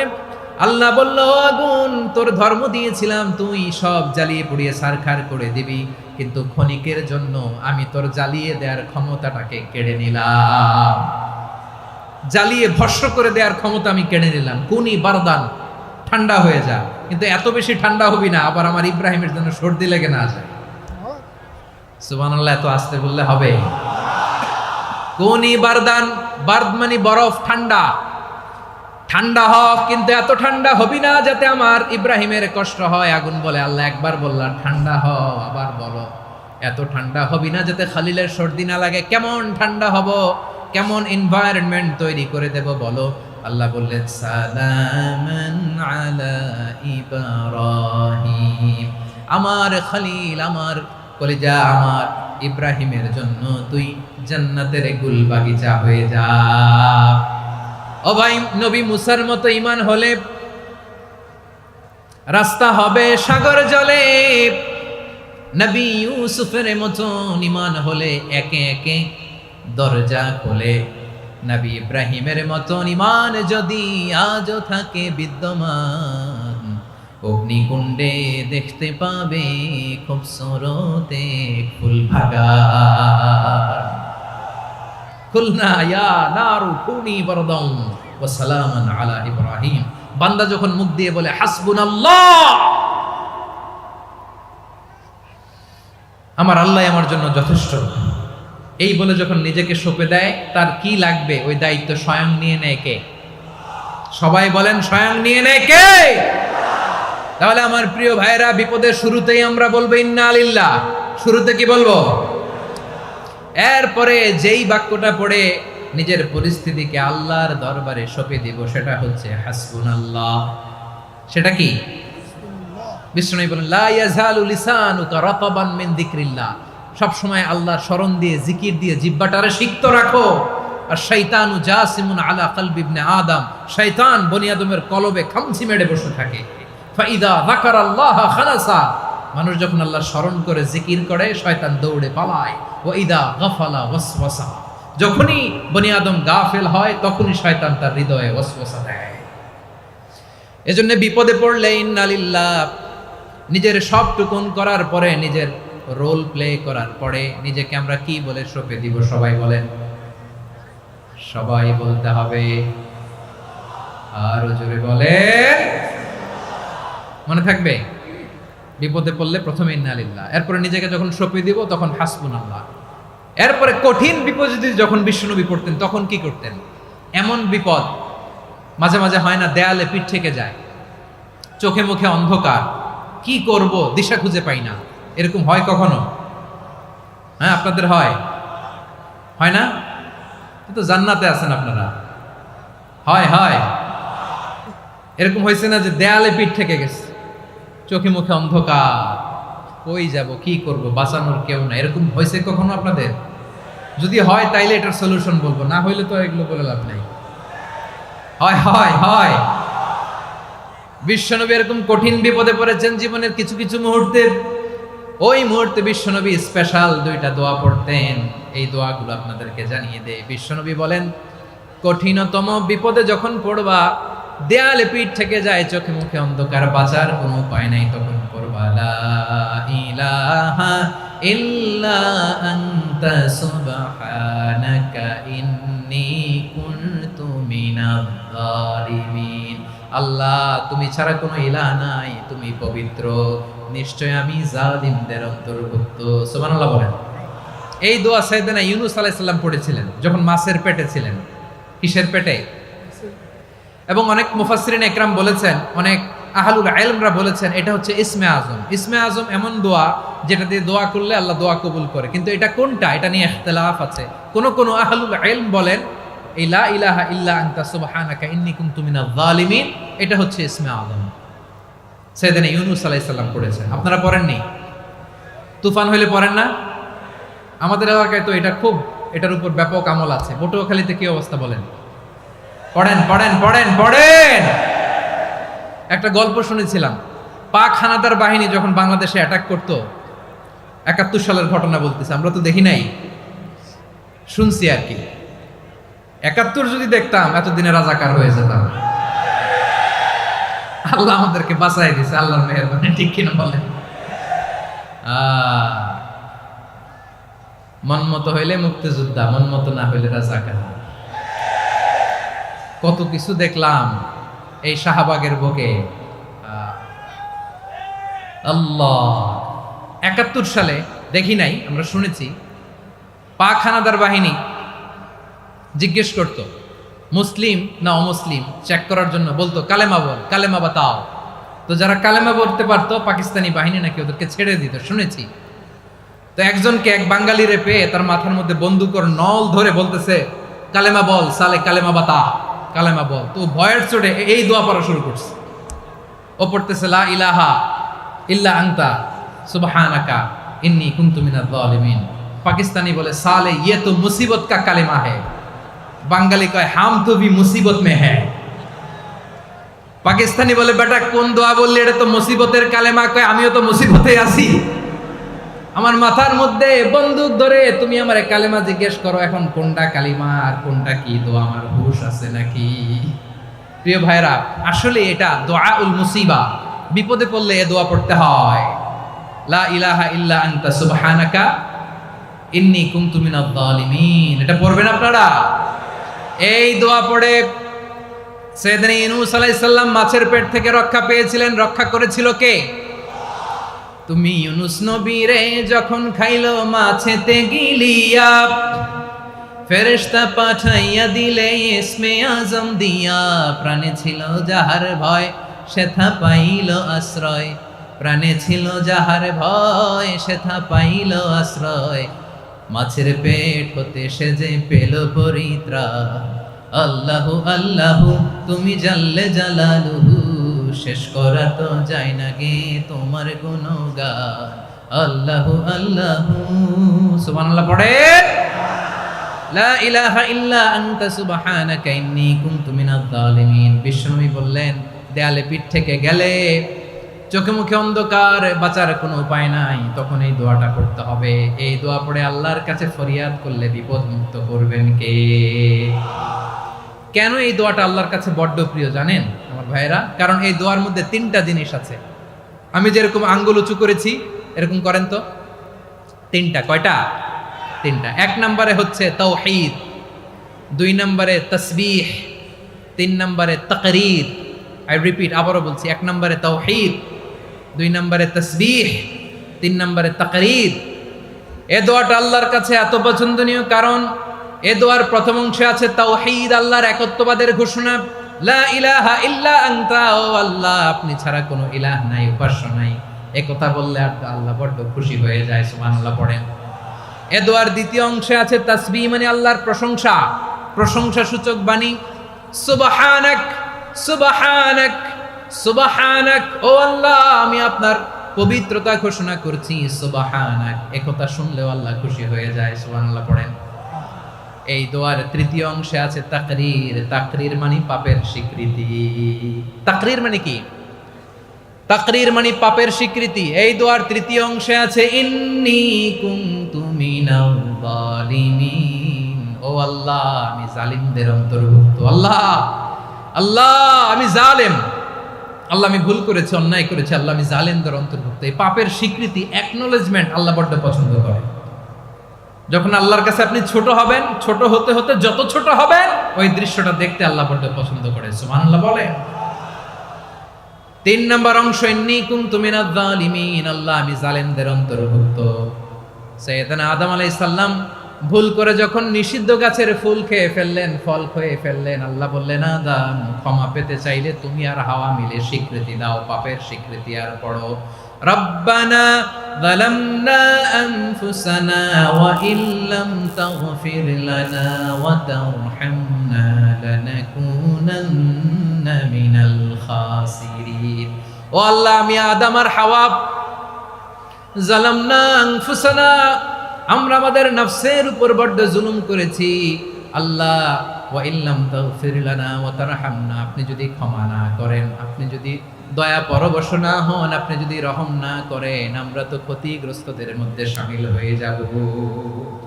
এই দোয়া করার সাথে সাথে সাইয়েদনা আদম আর হাওয়া আলাইহিস সালামকে ক্ষমা করে দিলেন কে? তাহলে এই দোয়ার তিন নম্বর অংশ তাকরীর, এটা আল্লাহ বড্ড পছন্দ করে। আমার কলিজার টুকরা ভাইয়েরা, গুনাহ করে শিকার যেতে হবে, এটা আল্লাহ ভালোবাসেন। সাইয়েদনা আবু বকর রাদিয়াল্লাহু তাআলা আনহু বিষ্ণু ইসলামকে বললেন, ইয়া রাসূলুল্লাহ আল্লিমনি দুআআন আদউ বিহি ফি সালাতি, নবী হে আপনি আমার এমন একটা স্পেশাল দোয়া শিখায়া দেন যে দোয়াটা আমি নামাজে পড়ব। নবী বললেন, তাহলে তুমি পড়ো আল্লাহুম্মা ইন্নী যালামতু নাফসি যুলমান কাসীরান ওয়া লা ইয়াগফিরুয যুনুবা ইল্লা আনতা ফাগফিরলি মাগফিরাতাম মিন ইনদিকা ওয়ারহামনি ইন্নাকা আনতাল গফুরুর রহিম। সুবহানাল্লাহ। সালাম ফিরানোর আগে পড়েন, কথা কয় না, পড়েন পড়েন। ও আবু বকর, নামাজে যদি দোয়া করতে মনে চায় এই দোয়াটা পড়বা, আল্লাহুম্মা ইন্নী যালামতু নাফসি, আল্লাহ জুলুম করেছি আমার নফসের উপর, যুলমান কাসীরা, অনেক জুলুম, ওয়া লা ইয়াগফিরুয যুনুবা ইল্লা আনতা, আপনি ছাড়া এই জুনুব, এই পাপ ক্ষমা করার দ্বিতীয় কোনো রব নাই। আছে? আল্লাহ ছাড়া আমাদের গুনাহ আর কে কে ক্ষমা করতে পারে বলেন তো? কে পারে? কে? এজন্য আল্লাহরে বলবেন, আল্লাহ আমি ছাড়া তোমার গোলামের অভাব নাই। ও আমার রব, আমি ছাড়া এই জমিনের বুকে তোমার গোলামের অভাব নাই, কিন্তু তুমি ছাড়া তো আমার দ্বিতীয় কোনো রব নাই। পারবেন বলতে? পারবেন? চোখের পানি ছেড়ে আল্লাহরে বলবেন, আল্লাহ তুমি আমার রব, তুমি আমার সব। কি বলবেন? আল্লাহ আমারে রব। সবাই বলুন, আল্লাহ আমারে রব, দমে দমে তনু মনে তারি অনুভব। আল্লাহ আমারে রব। আল্লাহরে বলেন, আল্লাহ তুমি আমার রব, তুমি আমার সব। আল্লাহ আমি ছাড়া এই জমিনে তোমার গোলামের অভাব নাই, তুমি ছাড়া আমার দ্বিতীয় কোনো রব নাই। এ কথা বলে চোখের পানি ছেড়ে আল্লাহরে স্বীকৃতি দেন, আল্লাহ আমি পাপী। আল্লাহ জামিনে আমার চেয়ে বড় পাপী আর কেউ নাই। অজু করে সিজদায় লুটিয়ে পড়ে চোখের পানি ছেড়ে আল্লাহরে পাপের স্বীকৃতি দেন, আল্লাহ এমন কোন জুলুম নাই, গুনাহ নাই আমি করি নাই, সগীরা কবিরা, জেনে না জেনে, ইচ্ছায় অনিচ্ছায়, শিরকি বেদাতি সব গুনাহ করেছি। আল্লাহ আকাশের নিচে জমিনের উপরে আমার চেয়ে বড় গুনাহগার আর কেউ নাই। চোখের পানি ছেড়ে আল্লাহরে বলেন, আল্লাহ আমি ছাড়া তোমার গোলামের অভাব নাই, তুমি ছাড়া আমার দ্বিতীয় কোনো রব নাই, তুমি ছাড়া তো কেউ আমার গুনাহ ক্ষমা করার নাই, তুমি আমার রব, তুমি আমার সব। বলতে পারবেন? এই তাকরীর আমার পটুয়াখালীর ভাইয়া, এই স্বীকৃতিটা দেখতে আল্লাহ বড্ড ভালোবাসে, কারণ আমরা সবাই গুনাহগার। আমরা সবাই কি? বিশ্বনবী বলেন, কুল্লুকুম খাত্তাউন, বানি আদম তোমরা সবাই পাপী। সবাই কি? সবাই পাপী। আমরা সবাই পাপী। আপন পাপের বাটখারা দিয়ে অন্যের পাপ মাপি। আমরা যে পাপী এটা ভাবতে মনে চায় না কারণ, খালি অন্যের পাপ দেখি আমরা, এটা ভুল। ওর এই পাপ, ও পাপী, ও জালেম, ও জাহান্নামী, এরকম একটা টেন্ডেন্সি। আমার যে কি হালাত এটার খেয়াল নাই। খেয়াল করতে হবে যে আমি সবচেয়ে বড় পাপী, ঠিক কিনা বলেন? পাপ করি নাই এমন কেউ আছি? হ্যাঁ আছি। কেউ না জানলেও জানে কে আমার পাপের ঘটনা? পৃথিবী না জানুক আমি তো জানি, আমি কি পাপ করেছি হায়। ও আমার কলিজার টুকরা ভাইয়েরা, মাথাটাকে নিচু করে জীবনের সব গুনার ফিরিস্তিগুলো একটা একটা করে স্বীকার করে আল্লাহরে বলেন, আল্লাহ আমি পাপী। আল্লাহ আমার চেয়ে বড় পাপী এই দুনিয়াতে কেউ নাই। আকাশের নিচে জমিনের উপরে আমার চেয়ে বড় পাপী কেউ নাই। একটা একটা করে আল্লাহ স্বীকার করি আমি পাপী, সব পাপের স্বীকৃতি দিলাম। পৃথিবী না জানুক আমি তো জানি, আমি কি পাপ করেছি হায়।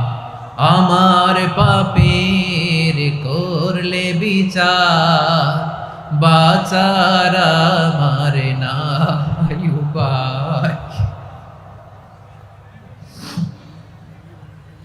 দয়াময় তুমি মাফ করো আমায়, মাফ করো আমায়। আল্লাহ তাআলা যদি দয়া করে আমাদেরকে মাফ না করে, আমাদের বাঁচার কোনো উপায় নাই। আপনি কি ভেবেছেন আপনার নামাজ দিয়ে আপনি জান্নাতে যাবেন?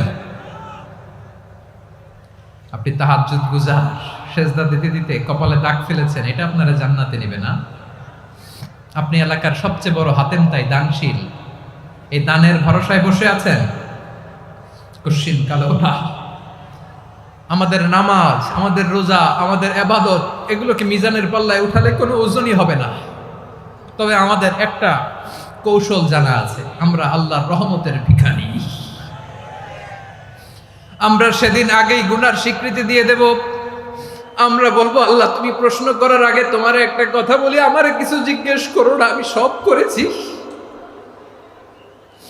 এমন কোন পাপ নাই যে পাপ আমারে দিয়ে হয় নাই। তোমার রহমত দিয়ে তুমি জান্নাতে পাঠাবা, তোমার দয়ায় জান্নাতে যেতে চাই, আমল দিয়ে না। পারবেন বলতে? কিয়ামতের দিন আমরা বলবো, আল্লাহ আমার আমল দিয়ে জান্নাত চাই না, আমি তোমার দয়া দিয়ে জান্নাত চাই। তোমার দয়া ছাড়া আমার কোনো উপায় নাই।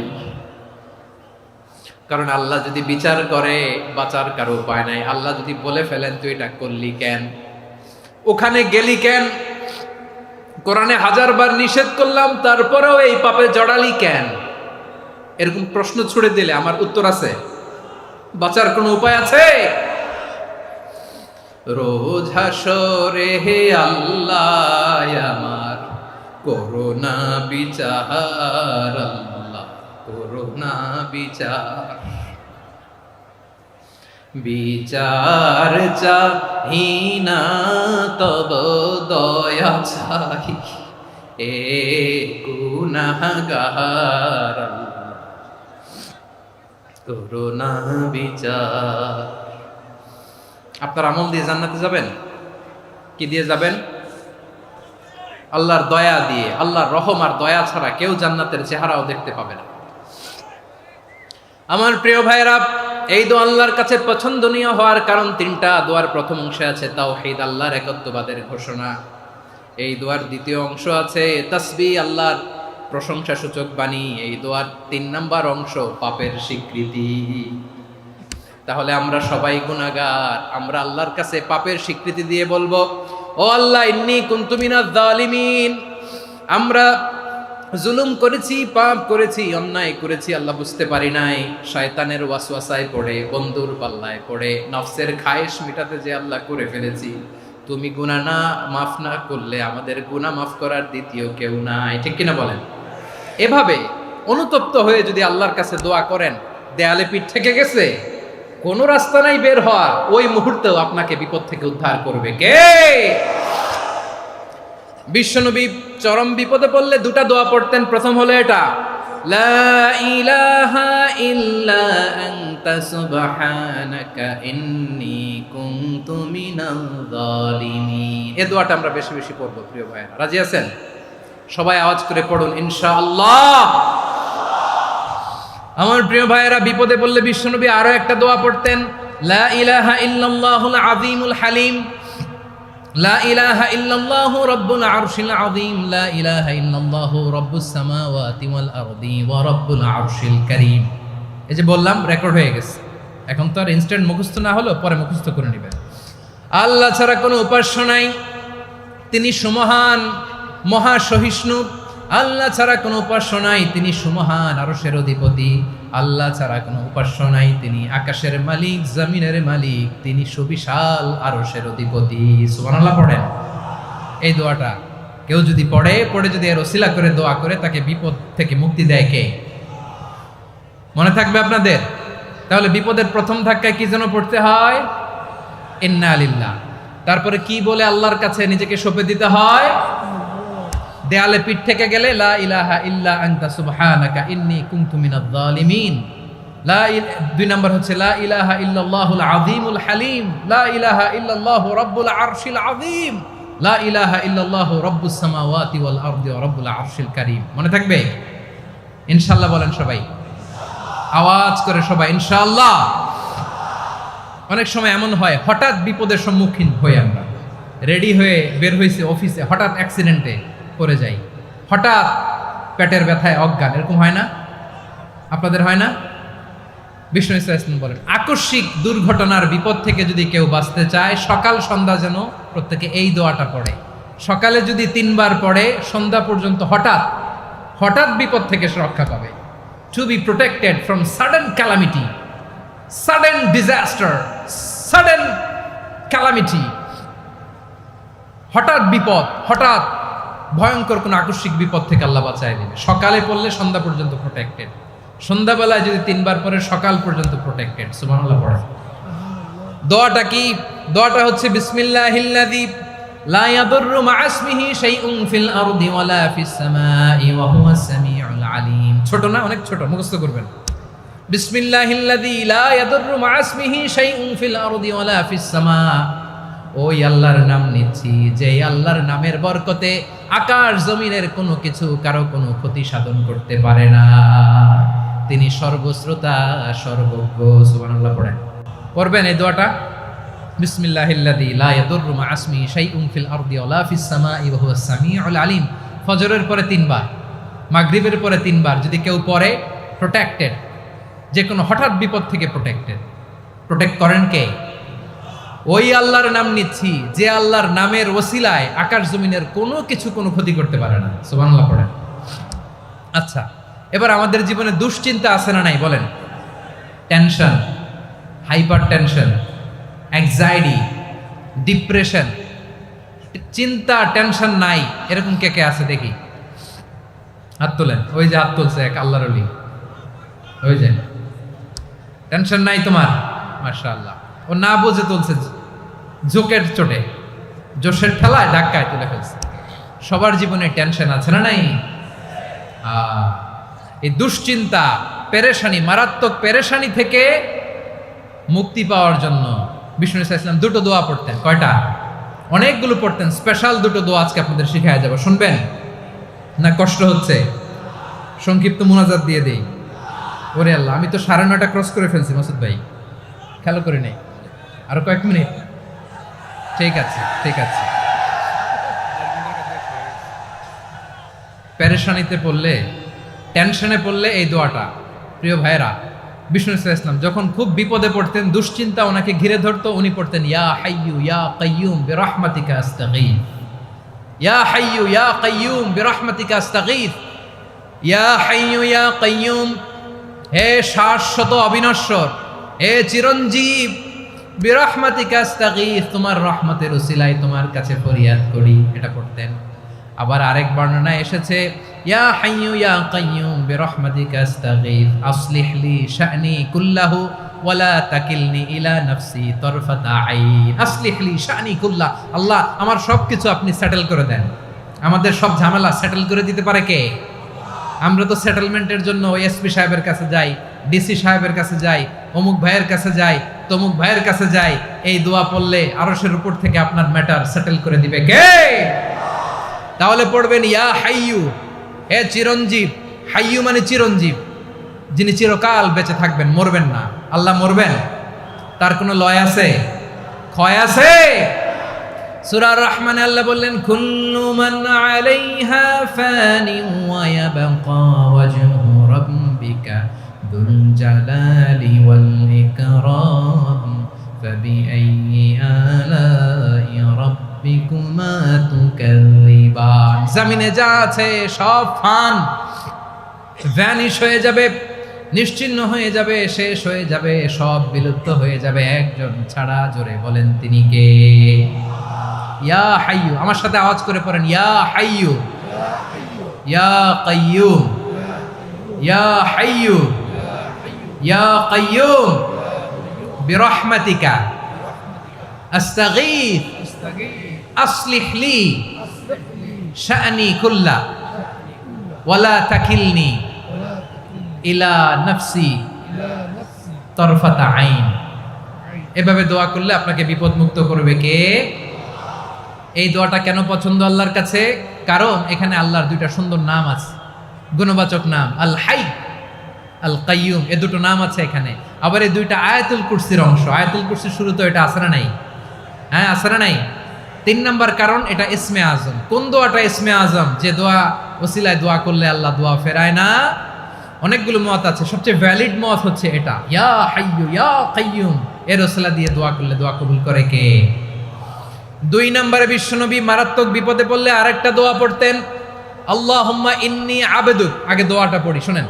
আল্লাহুম্মা ইন্নী আবদুক ওয়া ইবনু আবদিক ওয়া ইবনু আমাতিক নাসিয়াতি বিয়াদিক মাদিন ফিয়া হুকমুক আদলুন ফিয়া কাদাউক আসআলুকা বিকুল্লি ইসমিন হুয়া লাক সাম্মাইতা বিহি নাফসাক আও আনসালতাহু ফি কিতাবিক আও আল্লামতাহু আহাদাম মিন খালকিক أو استأثرت به في علم الغيب عندك أن تجعل القرآن ربيع قلبي ونور صدري وجلاء حزني وذهاب همي। سبحان الله পড়েন। বিশ্বনবী বলতেন আল্লাহুম্মা ইন্নী আবদুক, ও আল্লাহ আমি আপনার গোলাম, ওয়া ইবনু আবদিক, গোলামের ঘরের গোলাম, ওয়া ইবনু আমাতিক, বাদীর ঘরের গোলাম। মানে আল্লাহ আমি আপনার গোলাম, আমার বাবা আব্দুল্লাহ ছিল আপনার গোলাম, আমার মা আমিনা ছিল আপনার বাদী। মানে আমরা গোলাম বংশের, সব গোলাম। নিজের এর চেয়ে আর ছোট করে আল্লাহর কাছে উপস্থাপন করা যায় আমার ভাইরা? কথা কি বুঝতেছেন? নিজেকে এর চাইতে ছোট, নগণ্য আর তুচ্ছ করে আল্লাহর সাথে প্রেজেন্ট করা যায়? বিশ্বনবী বললেন ও আল্লাহ, আমি আপনার গোলাম, গোলামের ঘরের গোলাম, দাসীর ঘরের গোলাম। নাসিয়াতি বিয়াদিক, আমার মাথার চুলের ছুটি আপনার হাতের মুঠোয়। আপনি ডানে টান দিলে আমি ডানে যেতে বাধ্য, আপনি বাঁয়ে টান দিলে বাঁয়ে যেতে বাধ্য। সুবহানাল্লাহ বলেন। পিছনে দুই একজন ভাই দাঁড়ালেন কেন? হ্যাঁ, বসুন। জায়গা চেঞ্জ করতেছে, সেই দুপুর থেকে বসে আছে, আমি জানি। মাশাআল্লাহ, কেউ দু একজন বেরিয়েছে, গ্যাপ পূরণ করতেছে। মাশাআল্লাহ, পড়েন সুবহানাল্লাহ, আলহামদুলিল্লাহ, লা ইলাহা ইল্লাল্লাহু মুহাম্মাদুর রাসূলুল্লাহ সাল্লাল্লাহু আলাইহি ওয়াসাল্লাম। বিশ্বনবী বললেন, আল্লাহ, আমার মাথার চুলের ঝুঁটি আপনার হাতের মুঠোয়। আচ্ছা, এইভাবে কাকে ধরা হয়? যে খুব ছোট, ঠিক কি না? নিজেকে কত ছোট করলেন বিশ্বনবী। ও আল্লাহ, আমার মাথার চুলের ঝুঁটি আপনার হাতের মুঠোয়, আপনি ডানে টানলে আমি ডানে যাব, বাঁয়ে টানলে বাঁয়ে যাব। আল্লাহ, আসআলুকা বিকুল্লি ইসমিন হুয়া লাক, নাসিয়াতি বিয়াদিক, মাদিন ফিয়া হুকমুক। আপনার নির্দেশ আমার উপর কার্যকর হবেই হবে। আদলুন ফিয়া কাদাউক, আপনার ফয়সালা, যেই ফয়সালাই আপনি আমার জন্য করেন এটাই ইনসাফ। সুবহানাল্লাহ বলেন। আমরা আল্লাহর ফয়সালায় সন্তুষ্ট হতে চাই না। কত কমপ্লেইন, আল্লাহ তুমি এটা দিলা না, ওইটা পাইলাম না, ওইটা হইল না রে, এরকম অভিযোগ, কমপ্লেইন আমাদের আছে না নাই? আর বিশ্বনবী বলতেন, আদলুন ফিয়া কাদাউক, আল্লাহ, আমার জন্য তোমার যেটা ফয়সালা এটাই সবচেয়ে শ্রেষ্ঠ ইনসাফ, এর চেয়ে ইনসাফ আর হতে পারে। এভাবে কায়মান বাক্যে আল্লাহর কাছে বিশ্বনবী দোয়া করতেন। এরপরে বিশ্বনবী বললেন, আল্লাহ, তোমার যত নাম আছে সব নামের ওসিলায় দোয়া করি, যে নাম তুমি আমাদেরকে জানিয়েছো, যে নাম তুমি আমাদেরকে জানাও নাই, যে নাম তুমি কোরআনে নাজিল করেছো, যে নাম নাজিল করো নাই, যে নাম শুধু নবীদেরকে জানিয়েছো। আর আল্লাহর এমন কিছু চমৎকার চমৎকার সুন্দর সুন্দর নাম আছে, এই নামগুলো রব্বুল আলামিন কাউকে জানাবে না। সুবহানাল্লাহ বলেন। আমরা তো 99 নাম জানি, 100 নাম জানি আল্লাহ, কিন্তু আল্লাহর এমনও কিছু নাম আছে যেগুলো আল্লাহ বিশ্বনবীরও জানায় নেই।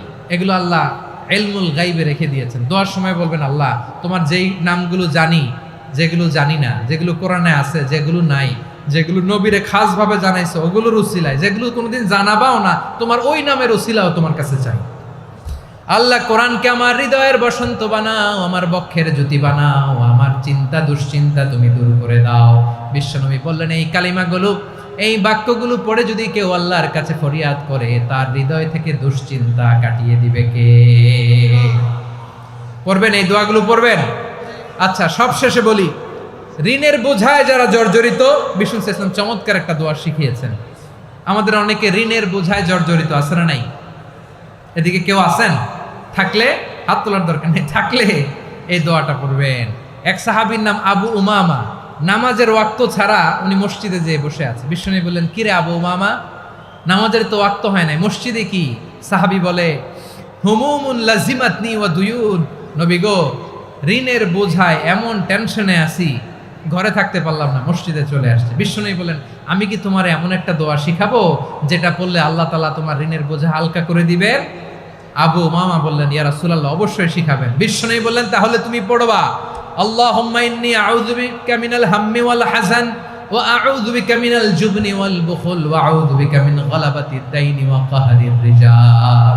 ও আল্লাহ, তোমার কাছ থেকে দুশ্চিন্তা থেকে পানাহ চাই, কৃপণতা, ভীরুতা, অলসতা, কার্পণ্যতা, এই সব কিছু থেকে, মানুষের কঠোরতা, আমার উপর মানুষের আধিপত্য এবং ঋণের বোঝা থেকে পানাহ চাই। এই দোয়াটা যখন বিশ্বনবী শিখাই দিলেন, আবু উমামা বারবার এই দোয়া পড়ে, আল্লাহুম্মা ইন্নী আউযু বিকা মিনাল হাম্মি ওয়াল হাযান ওয়া আউযু বিকা মিনাল আজজি ওয়াল কাসাল ওয়া আউযু বিকা মিনাল জুবনি ওয়াল বুখল ওয়া আউযু বিকা মিন গালাবাতিদ দাইনি ওয়া কাহরির রিজাল। আবু উমামা বলে, এই দোয়া আমি পড়তে লাগলাম। কিছুদিন পরে দেখা গেল বিশ্বনবীর শেখানো এই দোয়ার বদৌলতে আল্লাহ তাআলা আমার সব ঋণ পরিশোধের ব্যবস্থা করে দিয়েছেন। পড়বেন। আমার প্রিয় পটুয়াখালীর ভাইরা, বিশ্বনবীর জামাতা সাইয়্যিদিনা আলী রাদিয়াল্লাহু তাআলা আনহুর কাছে এক লোক এসে বলে, হে আলী, ঋণের বোঝায় আমি জর্জরিত, আমার কিছু অর্থ দিয়ে সাহায্য করো। সাইয়্যিদিনা আলী রাদিয়াল্লাহু তাআলা আনহু বললেন, আমি কি তোমারে এমন একটা দোয়া শিখাবো যেটা বিশ্বনবী আমাদের শিখিয়েছেন? এই দোয়া যদি তুমি পড়ো, লাউ কানা আলাইকা মিসলু জাবালিন কাবীরিন দাইনান আদাল্লাহু আনকা, পাহাড় পরিমাণও যদি ঋণের বোঝা হয়, আল্লাহ এটা পরিশোধের ব্যবস্থা করে দিবেন। ছোট্ট একটা দোয়া বিশ্বনবী শিখালেন, বললেন তুমি পড়বা আল্লাহুম্মা কফিনি বিহালালিকা আন হারামিকা ওয়া আগনিনি বিফাদলিকা আম্মান সিওয়াক। মুখস্থ আছে? হ্যাঁ আছে। আল্লাহুম্মা কফিনি বিহালালিকা আন হারামিক, আল্লাহ তোমার হালাল দিয়ে আমাকে পরিতুষ্ট করো, হারাম থেকে বাঁচিয়ে রাখো, আর তোমার অনুগ্রহে মানুষের মুখাপেক্ষী যেন আমি না হই, আমি যেন সবসময় তোমার মুখাপেক্ষী হয়, ওই তৌফিক দিও। সুবহানাল্লাহ পড়েন। এই দোয়া বেশি বেশি পড়লে ঋণের বোঝা হালকা করে দিবে কে? তাহলে প্রিয় ভাইয়েরা, বিপদে পড়লেই প্রথমে কি পড়বেন? পটুয়াখালী ভুইলা গেছে। বিপদে পড়লেই প্রথমে ইন্না লিল্লাহ কি বলে নিজেকে আল্লাহর কাছে সঁপে দিতে হয়? হাসবুনাল্লাহ। চরম বিপদে দেয়ালে পিঠ থেকে গেছে, তখন লা ইলাহা ইল্লা আনতা সুবহানাকা ইন্নী কুনতু মিনাজ জালিমিন। এরপরে লা ইলাহা ইল্লাল্লাহুল আযীমুল হালিম, এই দোয়া। আকস্মিক বিপদ, হঠাৎ যেন কোনো বিপদ আমাকে পেয়ে না বসে, এটার জন্য বিসমিল্লাহিল্লাযী লা ইয়াদুররু মা ইসমিহি শাইউন ফিল আরদি ওয়ালা ফিস সামাই ওয়া হুয়াস সামিউল আলিম। সকালে 3 বার, রাতে 3 বার। আর মারাত্মক tension, hyper tension, anxiety, depression থেকে বাঁচার জন্য 2 দোয়া, ইয়া হাইয়্যু ইয়া কাইয়্যুম, ইয়া হাইয়্যু ইয়া কাইয়্যুম, মনে থাকবে? আর আল্লাহুম্মা ইন্নী আবদুক, এই দোয়া। ঋণ থেকে বাঁচার জন্য 2 দোয়া, আল্লাহুম্মা ইন্নী আউযু বিকা মিনাল হাম্মি ওয়াল হাযান, এটা। আর আল্লাহুম্মা কফিনি বিহালালিকা আন হারামিকা ওয়া আগনিনি বিফাদলিকা আম্মান সিওয়াক। আর সব সময় পড়ার জন্য একটা আমল দিয়ে যাই, উঠতে বসতে, অফিসে যাচ্ছেন, অফিস থেকে ফিরতেছেন, বসে আছেন, শুয়ে আছেন, ছোট্ট এক শব্দে আমরা যেন বেশি বেশি পড়ি আস্তাগফিরুল্লাহ। আওয়াজ করে আমার সাথে পড়ুন আস্তাগফিরুল্লাহ। আবার পড়ুন আস্তাগফিরুল্লাহ। আল্লাহ রাসূল সাল্লাল্লাহু আলাইহি ওয়াসাল্লাম বলেন, মান লাজিমাল ইস্তিগফার, যে সব সময় এরকম ইস্তিগফারের সাথে লেগে থাকে, জাআলাল্লাহু লাহু মিন কুল্লি দিকিন মাখরাজা, আল্লাহ তাআলা তাকে কোনো বিপদে আটকান না, সে জীবনে আটকাবে না, যে কোনো বিপদে আল্লাহ তার রাস্তা বের করে দিবে। Way out, you will get a way out and solution. সুবহানাল্লাহ। ওয়া মিন কুল্লি হাম্মিন ফারাজা, দুশ্চিন্তা মুক্ত হবে। ওয়ায়ারযুকহু মিন হাইসু লা ইয়াহতাসিব, এমন জায়গা থেকে আল্লাহ রিজিকের বন্দোবস্ত করবে যেটা সে কল্পনাও করে নাই। আওয়াজ করে পড়েন সুবহানাল্লাহ। তাহলে মনে থাকবে আস্তাগফিরুল্লাহর কথা। সব শেষ কথা বলবো, সব শেষ আমার প্রিয় ভাইয়েরা। এটা গেল নিজের বিপদ। কিসের বিপদ? নিজে যদি বিপদে পড়েন। অন্যের বিপদ যদি দেখেন, এটার জন্য একটা দোয়া আছে। অনেক সময় আমরা দেখি হাসপাতালে ক্যান্সারের 3rd স্টেজে চলে গেছে, লোকটা হ্যাংলা হয়ে, চিকন হয়ে, হায়রে কি কষ্ট পায়, দেখি না? বিষ্ণু বলে, একটা দোয়া যদি কেউ অন্যের কোনো বিপদ দেখে পড়ে, ওই বিপদ তার জীবনে কখনো আসবে না। শুনবেন? শোনার আগ্রহ আছে? অনেক সময় হয় যে আমরা মহাসড়ক দিয়ে যখন চড়ি, দুর্ঘটনায়, আইরে আল্লাহ, দুর্ঘটনায় মানুষের মাথা একদিকে, দেহ আরেকদিকে, ব্লিডিং, এরকম হয় না? আল্লাহ তুমি হেফাজত করো। বিশ্বনবী বলেন, এই দুর্ঘটনা দেখে কেউ যদি এই দোয়াটা পড়ে, তার জীবনে সে কোনোদিন এরকম অ্যাক্সিডেন্টের সম্মুখীন হবে না। শুনবেন? বিশ্বনবী বলেন, অন্যের বিপদ দেখে কেউ যদি পড়ে, আলহামদুলিল্লাহিল্লাযী আফানি মিম্মা বাতালাকা বিহি ওয়া ফাদ্দালানি আলা কাসীরিম মিম্মান খালাকা তাফদীলা, মানে প্রশংসা সে আল্লাহর, যে আল্লাহ তাআলা তোমাকে যেই জিনিস দিয়ে পরীক্ষা করেছে, আমাকে ওইটা থেকে বাঁচিয়ে দিয়েছে। তোমাকে আল্লাহ যেই বিপদে ফেলেছে, আমাকে ওই বিপদ থেকে তিনি মুক্ত রেখেছে, আর তার অনেক সৃষ্টির উপর আমাকে তিনি প্রাধান্য দিয়েছে। সুবহানাল্লাহ পড়েন। যে কোনো বিপদ, কারো ক্যান্সার দেখে যদি এই দোয়াটা আপনি বিশ্বাসের সাথে পড়েন, জীবনে কোনোদিন ক্যান্সার রোগে আক্রান্ত হবেন না। দুর্ঘটনা দেখে যদি পড়েন, ওই দুর্ঘটনা আপনাকে স্পর্শ করবে না। যে কোনো কারো বিপদ দেখে যদি কোনো বিশ্বাসী বান্দা এই দোয়া পড়ে, বিশ্বনবী বলেন, লাম ইউসিবহু যালিকাল বালা, ওই বিপদ তাকে আর ধরবে না। উফিয়া মিনহু মিন যালিকাল বালা কাইনাম মা কান, সে যতদিন হায়াত পাবে কোনোদিন ওই বিপদ তাকে স্পর্শ করবে না। এই দোয়াটা পড়তে রাজি আছেন আমার প্রিয় ভাইরা? তাহলে পুরো আলোচনার সেন্ট্রাল থিম হচ্ছে, আমাদের জীবনে বিপদ আসবে, কষ্ট আসবে, দুঃখ আসবে, কিন্তু বিপদে আপদে আমরা হাল ছেড়ে দিব না, হতাশ হব না। মুমিন হতাশ হয় না, নিরাশ হয় না, হাল ছেড়ে দেয় না। মুমিন ভরসা রাখে একজনের উপর। আওয়াজ করে বলুন, যিনি কে? বিপদে পড়লে আমাদেরকে উদ্ধার করে কে? আবার আমাদেরকে যদি কোনো নেয়ামত আল্লাহ দিতে চান, ওইটা কেড়ে নেওয়ার ক্ষমতা কারো আছে? তাহলে আমরা কানেক্টিভিটি বাড়াবো কার সাথে? আমাদের প্রার্থনার ফরিয়াদের হাত তুলবো কার কাছে? রাজি আছেন পটুয়াখালীর ভাইয়েরা? মনে থাকবে কথাগুলো? আল্লাহ তাআলা আমাদের সবাইকে কথাগুলো বোঝার ও আমল করার তৌফিক দান করুন। আমি আপনাদের আতিথেয়তা, আপনাদের ভালোবাসায় মুগ্ধ হয়েছি, ইমপ্রেসড হয়েছে। আলহামদুলিল্লাহ। লক্ষ লক্ষ তাওহীদি জনতা, কোনো ডিস্টার্ব নাই, কোনো হই হুল্লোড় নাই, মারামারি নাই। পটুয়াখালী আজকে হিস্ট্রি তৈরি করেছে।